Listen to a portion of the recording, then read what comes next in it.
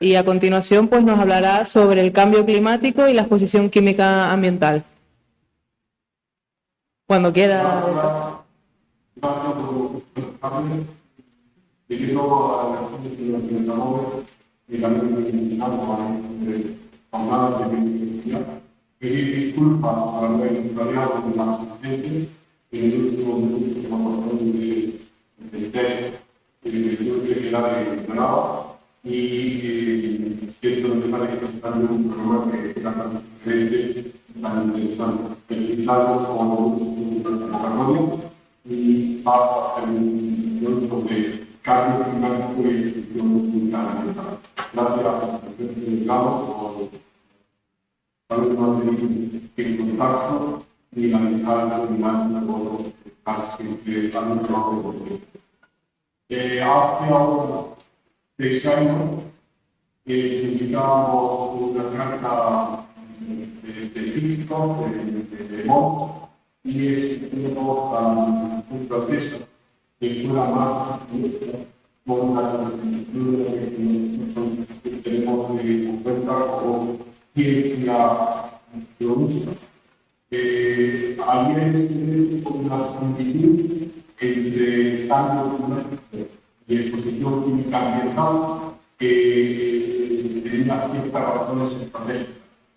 Ambos temas habían compartido el ataque a la evidencia científica para disminuir su impacto en la toma de decisiones. Esta es una situación muy frecuente, pero nosotros la vivimos en ese momento, porque el tema de los científicos se alarga el tiempo de la periodo de reflexión, se amenaza a la sociedad con el impacto de la toma de medidas y se hace determinar la creación de una modelo, la comunicación de un documento. Se debe discutir y aumentar un estudio de los cabellos acordado que tienen presentar a los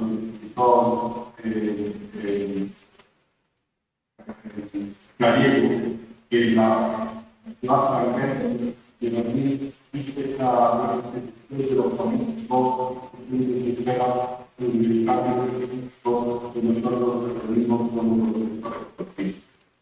se va también científica que hace que el cambio climático no significa que la vaya a acabar.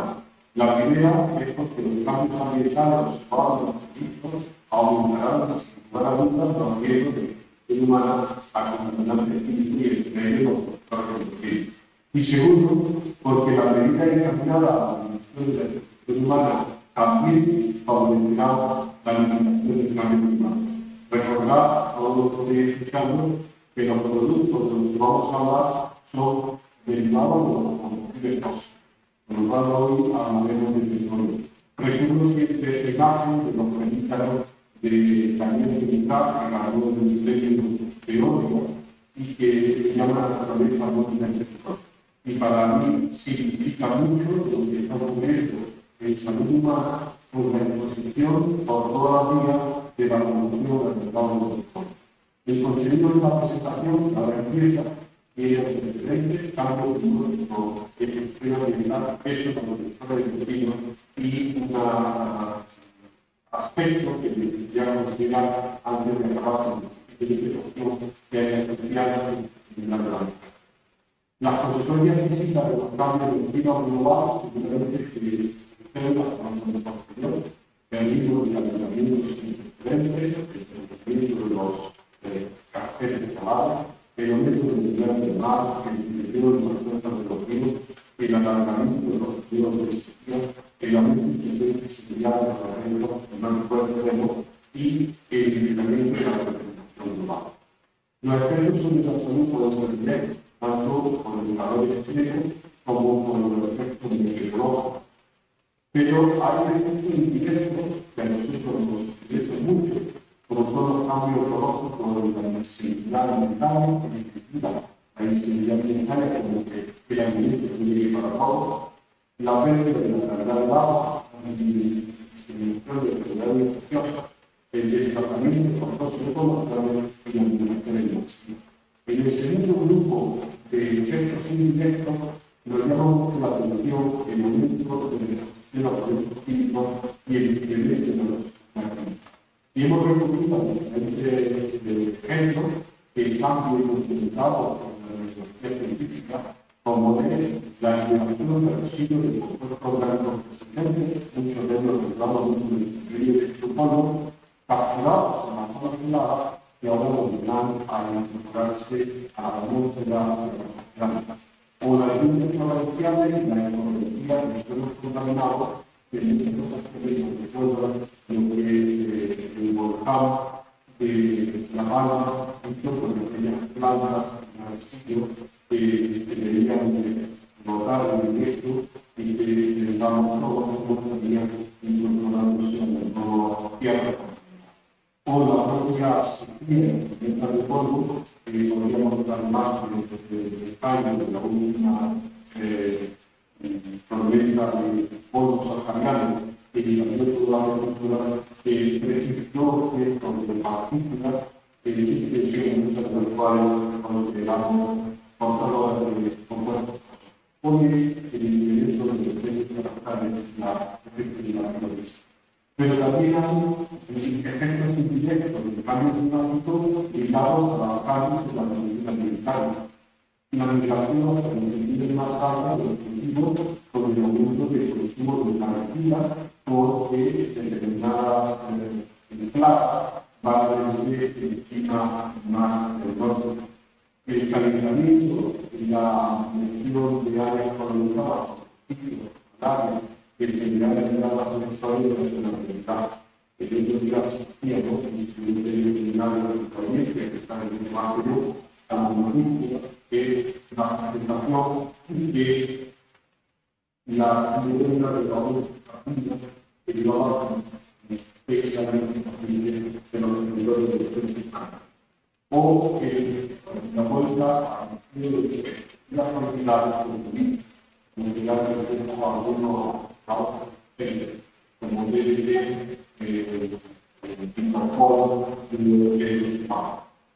Con respecto a que hay una cierta imagen de que la venta de pesticidas en Europa está decayendo de forma significativa, pero cuando uno pone en la medida de los ejes de ordenada en forma más habitual, más correcta, se verá que el mercado europeo de los pesticidas no ha caído tanto como nos han dicho. De hecho, el glifosato, el herbicida, ha aumentado un 44% y el mercado europeo de los pesticidas sigue dominado por España con una cifra que es realmente llamativa: 80 millones de kilos de pesticidas empleados de forma anualmente. Algunos de los pesticidas se están prohibidos de forma acelerada, en el año 2018 cayó el Linurón, clorpirifos en el 2020 y Mancozeb en el año 2021. Pero está entendido que con 680 productos activos, la supresión uno a uno parece insuficiente. Nos van a dar muchos años antes de que haya una regulación más estricta. Los efectos sobre la salud humana del cambio climático pues también están referidos a efectos sociales,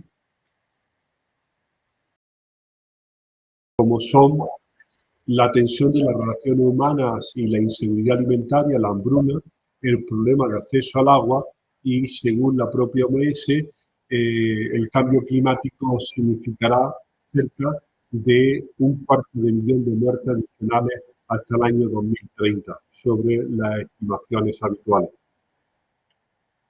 En España, el aumento de la temperatura local hemos encontrado en la bibliografía que puede suponer un aumento de la toxicidad de metales como plomo y cadmio, un aumento de la toxicidad cardíaca y pulmonar de ciertos compuestos químicos. El estrés crónico y los procesos enzimáticos pueden dar lugar a la aparición de metabolitos tóxicos, y hay detalles particulares como la radiación ultravioleta que pueda activar el caso del dióxido de titanio. Nosotros, con respecto a esta exposición a metales tóxicos, pues tenemos publicado, tanto hace años como más recientemente, la presencia en la placenta de concentraciones importantes y frecuentes de metales como son el cadmio. El 100% de la placenta analizada presenta el cadmio. Y este incremento de un 10% de cadmio en la placenta significa un menor peso al nacer. Es decir, hay un vínculo entre la exposición a metales pesados y algunos de los factores biológicos medidos en el embarazo.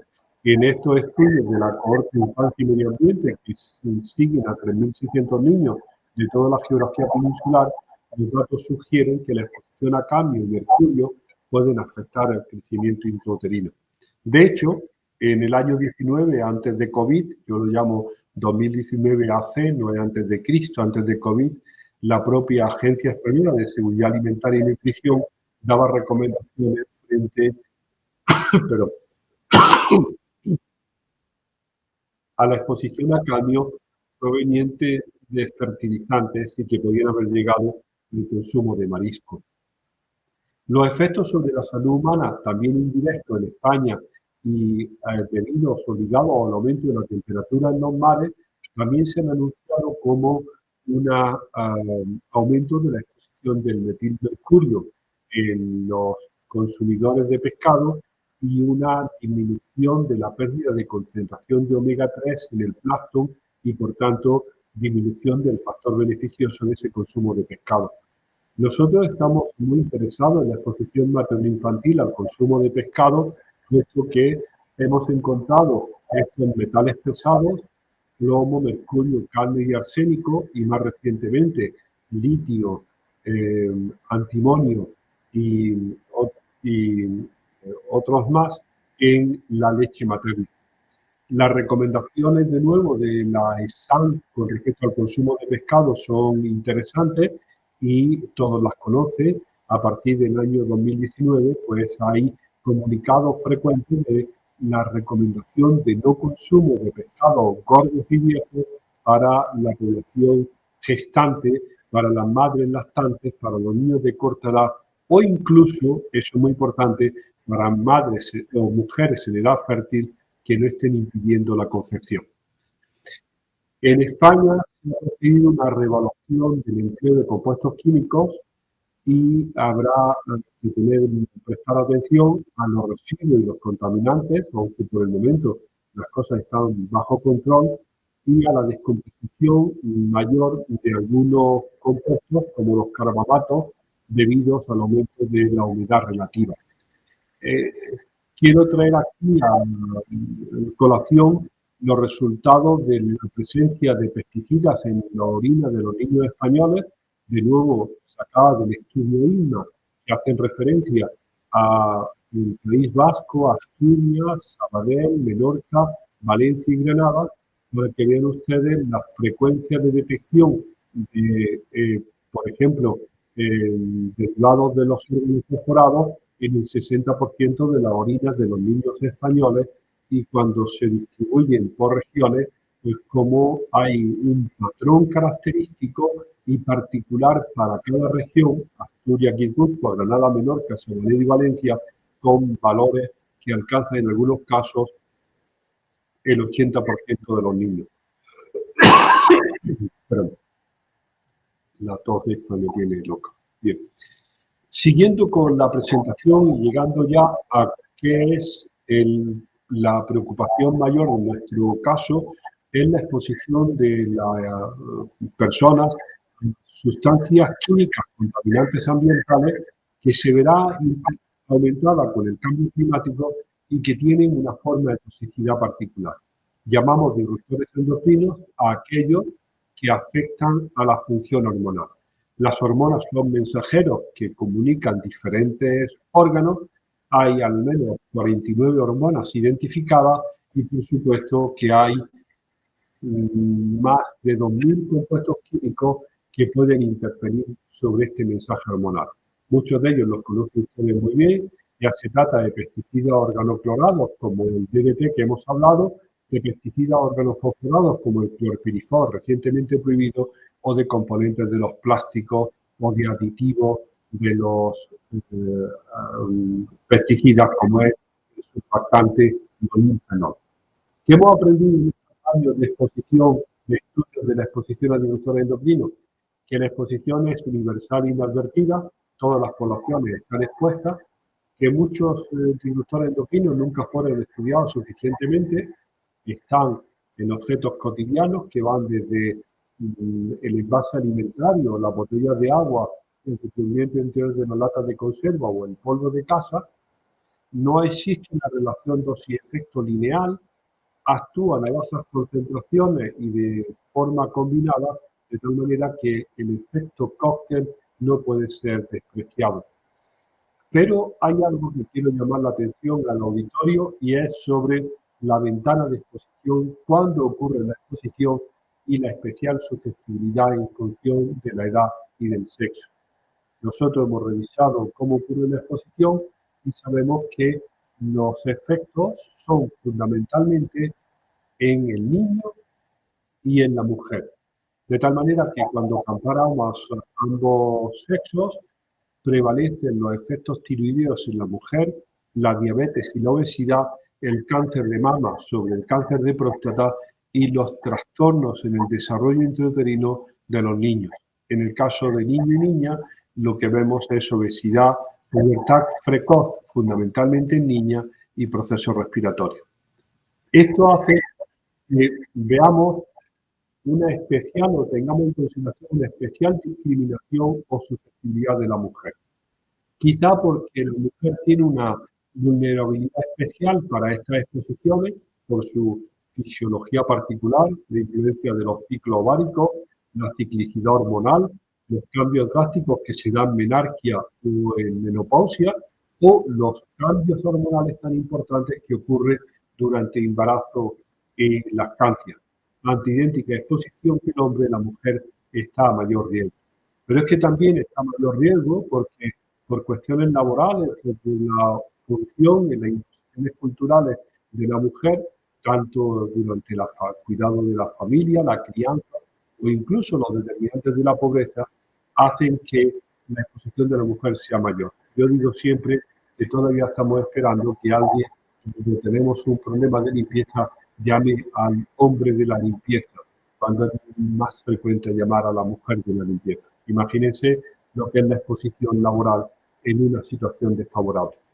Las características de las enfermedades de las mujeres, por la falta de credibilidad en sus opiniones, por la deficiente información proporcionada por los profesionales sanitarios, o porque siempre está la decisión en manos de otros, la frecuencia de la hipermedicación hace que las enfermedades de mujeres se acompañen de un largo peregrinaje por las consultas médicas. Las enfermedades de mujeres parecen tener síntomas inespecíficos, erráticos, en algunos momentos se consideran como daños habituales de la mujer o expresión exagerada del daño o del dolor. Todo esto trae consigo a que en muchas ocasiones estemos subestimando el papel de la mujer y haya un enorme retraso en el diagnóstico, que como todos ustedes saben agrava el pronóstico. Y esto ocurre con la sensibilidad química múltiple, con la infertilidad, con la endometriosis, con la anticoncepción o como algunos de los problemas de hipovitaminosis que hemos comentado, la hipovitaminosis o la hipofunción tiroidea. Ante idénticas exposiciones, los estereotipos de género condicionan una vivencia diferencial entre hombres y mujeres. Quisiera resaltar a esto que una de las razones que hemos encontrado para que estas diferencias de sexo en cuanto a la consideración de enfermedad está en que toxicólogos, ambientalistas y instituciones encargadas de la exposición humana a contaminantes químicos ambientales han considerado siempre el modelo hombre, tomando algunas ideas de lo que Ana Torres ha presentado en su espectáculo en alguna ocasión, ya nos gustaría a nosotros que se hubiera unificado y que el modelo mujer de Vitruvio dominara los escenarios de exposición. En cualquier caso, la vulnerabilidad biológica y social de la mujer convierten a los efectos de disrupción endocrina en una cuestión de género. Y se agravan aún más cuando la mujer considera su opción de ser madre, porque entonces la exposición ambiental química se transmite a 3 generaciones. Cuando una madre embarazada está expuesta, no solamente se expone la madre, sino que se expone el feto y las células reproductivas que están en el feto. 3 generaciones expuestas en una sola exposición. Esto ha sido tenido muy en consideración por la toxicología y la epidemiología ambiental, que considera que los estímulos positivos, la nutrición y la protección frente a la violencia modulan el cerebro y el comportamiento de nuestros hijos y, por tanto, debemos cuidar. La UNICEF resaltó el cuidado que hay que tener durante los primeros 1000 días en la vida de un niño, y acuérdense que esos primeros 1000 días son los 270 días del embarazo, los 365 del primer año y los 365 del segundo año. 1000 días donde los estímulos deben ser positivos, la nutrición debe ser adecuada, la protección de la violencia absolutamente necesaria y la disminución de la contaminación ambiental. Con esto llego al final de la presentación con el enunciado del principio de precaución. Aunque yo no sea capaz de presentar todas las pruebas sobre los daños que ocurren o ocurrirán sobre la exposición química debida al cambio climático, debemos aplicar el principio de precaución o cautela. Cuando una actividad se plantea como una amenaza para la salud humana o el medio ambiente, deben tomarse medidas precautorias a pesar de que algunas relaciones de causalidad no se hayan establecido de manera científica en su totalidad. Hay, por tanto, que tener en cuenta las claves del principio de precaución. Actuar con cautela ante lo desconocido e inesperado, exigir que sea el proponente de una actividad el que asuma la demostración de los riesgos y cómo anticiparlos. El proceso de decisión debe ser, como es en este aula, abierto, informativo y democrático, y considerar siempre un amplio rango de alternativas, incluyendo la no actuación. Las consecuencias o las conclusiones de mi presentación, para no alargarme, son: la producción alimentaria convencional parece ser una fuente importante de exposición a contaminantes tóxicos. Autorizado no es sinónimo de seguro, dado el fracaso de los sistemas de protección. Recuérdese lo que he dicho en torno a el efecto combinado de los contaminantes en el menú del día. Todo parece orientar hacia un aumento del uso de los derivados del petróleo, agravado por el cambio climático. La mayor parte de los pesticidas, plásticos, cosméticos y sustancias que hemos estudiado durante estos años provienen del petróleo, y como no es posible que el ciudadano maneje tantos datos, debe buscar información veraz y productos de confianza. Y en esto hago referencia a la información sobre los productos alimentarios que tanto se está discutiendo en estos días. Por último, los investigadores deben incorporar la exposición a contaminantes ambientales en la búsqueda de etiología de enfermedades comunes y sus recomendaciones en procesos de prevención. Es clave anticiparse al daño actuando con precaución antes de que ocurra la exposición. Gracias por su atención.